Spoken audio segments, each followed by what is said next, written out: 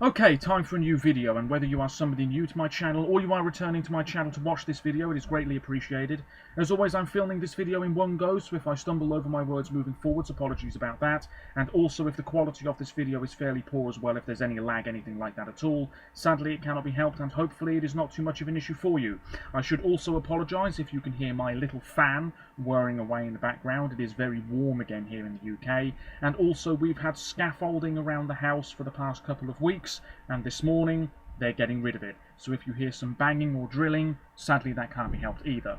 Anyway, this is yet another Eurovision 2023 related video here on my channel, because we now know the 7 cities left in contention to stage next May's 67th edition of the Eurovision Song Contest. It will of course be somewhere in the United Kingdom. This is of course because, even though the UK finished second in Turin a few months ago, Ukraine, who were triumphant, are unable to stage Eurovision next year on home soil because of the ongoing conflict in Eastern Europe in general, and the safety cannot be guaranteed of people travelling there.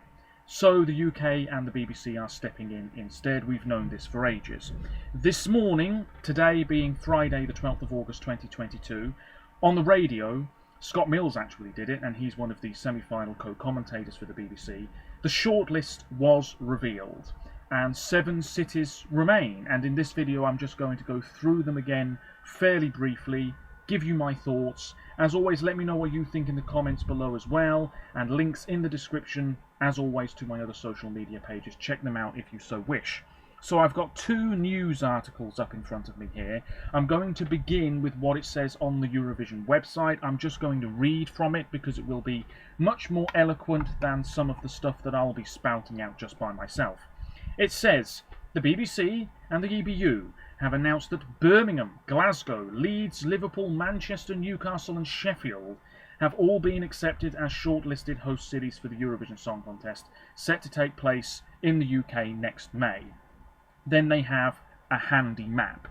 The shortlist was revealed on the Zoe Ball Breakfast Show on BBC Radio 2. I didn't listen to it live, but it has been shown on BBC News, and they spoke to correspondents from various cities as well, with a guest appearance from the executive supervisor Martin Österdahl, declaring the host city race good to go. Joining them was the DJ Scott Mills, who explained that the UK, we know this. Eurovision.tv will be exploring the 7 locations over the coming weeks and inviting the potential host cities to showcase the best of what they have to offer, because of course it's not just having a minimum 10,000 seater capacity stadium or something like that. You've got to have the press centre, a place for that. You've got to have an airport nearby, great transport links, the ability to let Eurovision essentially take over your city for about a month or two, promotion of the show, the long-term benefits of having Eurovision in your city, the money that you could gain from this could be immense, and also just everything else that comes with being a host city, having the Euro Village, other events as well. Can you really pull this off? It's a mammoth task, and you don't have long in which to get it sorted. It says here, the BBC confirm that 20 cities expressed an interest, 7 were shortlisted. Time will now be given to these cities to develop bids for assessment. The final host city decision will be made in the autumn, and tickets will go on sale sometime after that further announcement. The BBC said that there was interest across all 4 nations of the UK. All applicants demonstrated how they would reflect Ukrainian culture, because, as we all know as well, next year's show isn't really going to feel exceptionally British, because Ukraine won. So there will be very much so a Ukrainian slant to proceedings, and rightly so. I don't think any Eurovision fan is too upset about that. Anyway, as it says here, all applicants demonstrated how they would reflect Ukrainian culture, music and communities to mark the fact that Ukraine were the winners of this year's contest. The 7 cities were shortlisted based on their ability to meet a set of minimum requirements that the EBU announce every year. It really hasn't changed for a long time, that demonstrate that they have the capacity, capability and experience to host an event of this scale and complexity. Given the short period of time available until the event will be staged, the selection process was heavily weighted towards demonstrating past experience in hosting major international events, as well as being able to demonstrate credentials in hosting a celebration of contemporary music. And then it says that the shortlisted cities will go through a second and final stage in the bidding process, where they will be asked to develop their bids in more detail. And it'll be interesting to see how many of these cities are on the ball with things. Do they have an idea for the look and feel of a contest, how they would promote the contest in their city, or do some of these locations not really have much of a clue at all? We will soon find out. The criteria: having a suitable venue and sufficient space to deliver the requirements, the commitment that can be made by a city or region to hosting the event, including the financial contribution, the strength of the cultural offer, which includes off-screen, local and regional activity, as well as showcasing Ukrainian culture and music, and alignment with the BBC's strategic priorities as a public service broadcaster, such as providing value to all audiences and supporting the creative economy in the UK, which, to be honest, could really do with a massive boost.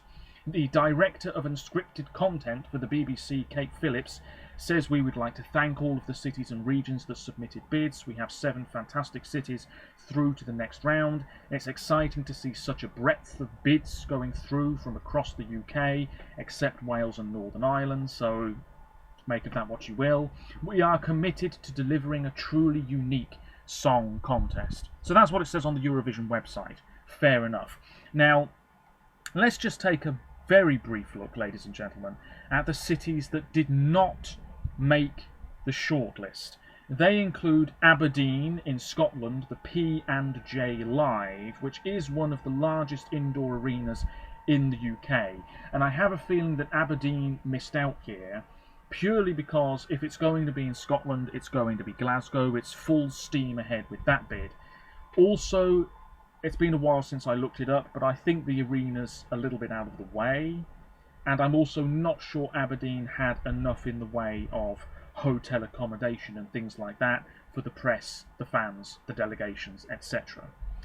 Belfast is out. Now, on the BBC News earlier today, they had a correspondent in Belfast, and he was saying that there was a sense of deflation, that they haven't made the shortlist. The SSE Arena could do it. It is a little bit on the small side, perhaps, especially when you have the stage floor and everything sorted, and then you have the green room as well. And maybe also certain other logistical things meant that Belfast didn't make the cut. It's a bit of a shame as well, because the UK is England, Scotland, Wales and Northern Ireland, but we're left with just England and Scotland. Cardiff pulled out, of course. Anyway, bit of a shame. Brighton is out. That's what we knew anyway, because they didn't have a venue suitable. Cardiff is out because the Principality Stadium, the big football/rugby ground in Cardiff, wasn't going to be available at the time. Derry in Northern Ireland didn't have a venue, so why bother anyway? Darlington, utterly bizarre that they bid for this, no chance. Edinburgh didn't have a venue in question. Nottingham is out. The venue didn't meet the requirements, so why bother bidding anyway? Sunderland is out. The Stadium of Light, which doesn't even have a roof, was unavailable for next May. And Wolverhampton didn't really say a thing either. London also out, which means that Eurovision will once again next year be staged in a non-capital city. London were very quiet about this. Sadiq Khan, the mayor, said several weeks ago that it would be great if it was in London, something along those lines. But that's it, we didn't hear anything else. The O2 Arena, fantastic place, would have been great for Eurovision, it's not going to be there. And it's not going to be at Wembley Arena either. So London is out. That's perhaps the most notable omission, to be honest. I thought it would have been more ruthless today. I thought we were going to end up with maybe 3 or 4 cities left. But I suppose the BBC and the EBU want to give these remaining locations a fair shot of being able to do this. So, let's see what it says on the BBC website, which is a little bit more detailed. Yes, London would have met those criteria, but didn't make the cut. at a time when both the BBC and the government are seeking to move events and opportunities outside the capital. I've said this in previous videos. If you weren't aware, many major events in the UK are being moved away from London, because London usually gets to host a lot of big stuff, and the North, not so much. The BBC have a big HQ near Manchester and Salford, so a lot of events are being moved to the north of England now. So maybe that means, for example, Manchester is in with a really good shot of doing this. I don't know. Anyway, 5 of the shortlisted cities are in the north of England, with Glasgow representing Scotland, and none further south than Birmingham. I think that's a real shame that there isn't at least one suitable venue in the south of England. I think that's a real shame. But anyway, it goes through the criteria once again. Birmingham and Glasgow have been named as the bookmakers' favourites, while Glasgow and Manchester have proved the most popular in polls on Eurovision fan sites. Eurovision organisers say the host venue should accommodate about 10,000 spectators, be within easy reach of an international airport, and of course a city can alter their transport a little bit for Eurovision as well. They can put on extra buses, coaches, maybe extra flights, things like that, you know, improve the train network if it needs improving, all for Eurovision. Remember, the benefits, the money you're going to get from this could be really valuable. It also says hotel accommodation for at least 2,000 delegates, journalists and spectators. A venue would be needed for preparations for 6 to 8 weeks in advance. I don't know why that's there. Goodbye. Anyway, Birmingham. This was the last place to host Eurovision in the UK in 1998, and Birmingham has just finished staging a very successful Commonwealth Games, which may work in its favour.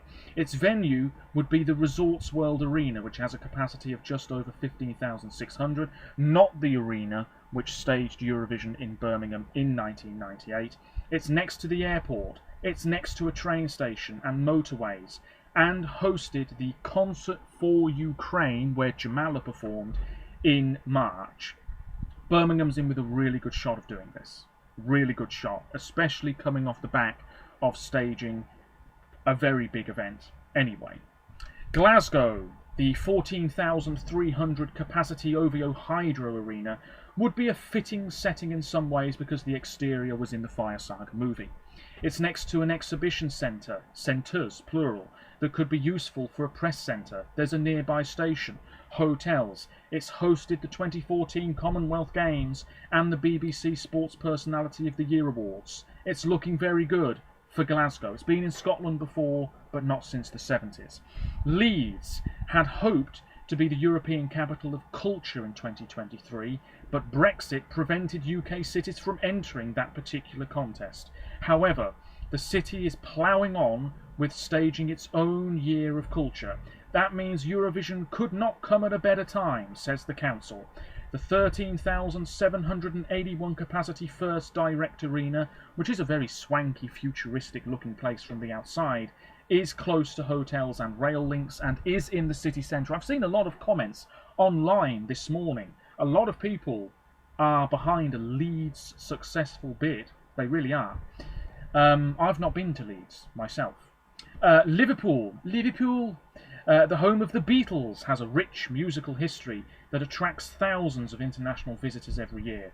Its past major events include the 2008 MTV Europe Music Awards. Eurovision would be staged at the dockside 11,000 capacity M&S Bank Arena, which is next to a conference centre and near hotels and rail links. There's been quite a bit of momentum, I would say, over the past fortnight with regards to Liverpool winning this bid. They had a correspondent there on the BBC News this morning and ITV News yesterday, so maybe the BBC are leaning towards a Liverpool bid because they seem to be there more often than the other locations. That's what it seems to be for me anyway. So maybe it will be Liverpool. I mean, next year, could we get a Paul McCartney, Ringo Starr meets Ukrainian music interval act? I'd be down for that. Well, let's go and do a little bit of a sing-song at Eurovision, Ringo. What do you make of that? it could well be the case. Manchester has the biggest Ukrainian population in Britain outside London, and the largest indoor arena in the UK, the AO Arena, 21,000, and it's hosted concerts, the January big night of musicals, and major boxing bouts. It's also above a train station. It's right in the thick of the action. The only problem with Manchester really is that there's not really buildings nearby, I would say, that could have a press centre, other events. You'd have to be a little bit further out of the way for those things, maybe. I don't know. I have said in previous videos that I am firmly behind a Manchester bid, but I think it's going to be Glasgow or Birmingham now. We'll wait and see.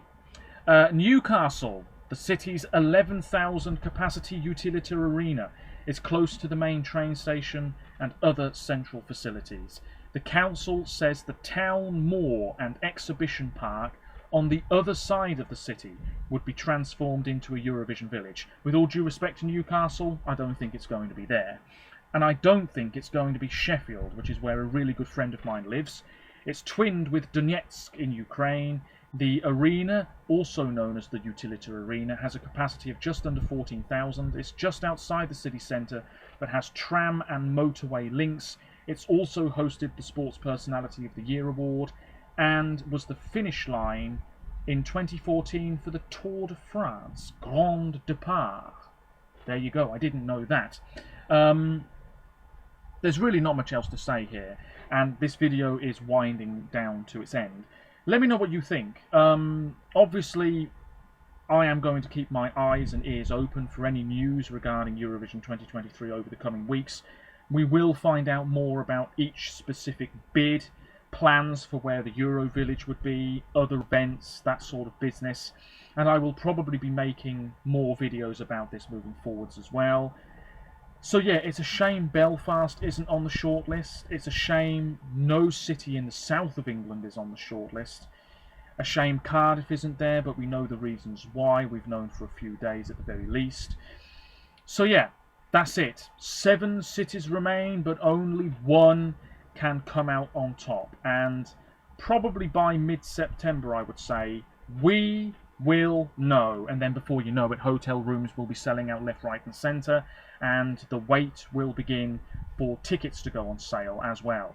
What a manic couple of days that will be. Anyway, I'm starting to ramble. I'm going to upload this video now. Feel free to leave comments or get in touch with me on my other social media pages. Remember, there's a relatively new Instagram page, rajc.esc, link in the description for that. It's an Instagram page that I'm co-running with a good friend of mine. We're trying to get posts up as frequently as possible. Take a look at that if you want. And that's it. What a ramble. Until next time, take care of yourselves, stay safe, and roll on Eurovision 2023. Bye for now. Thanks very much.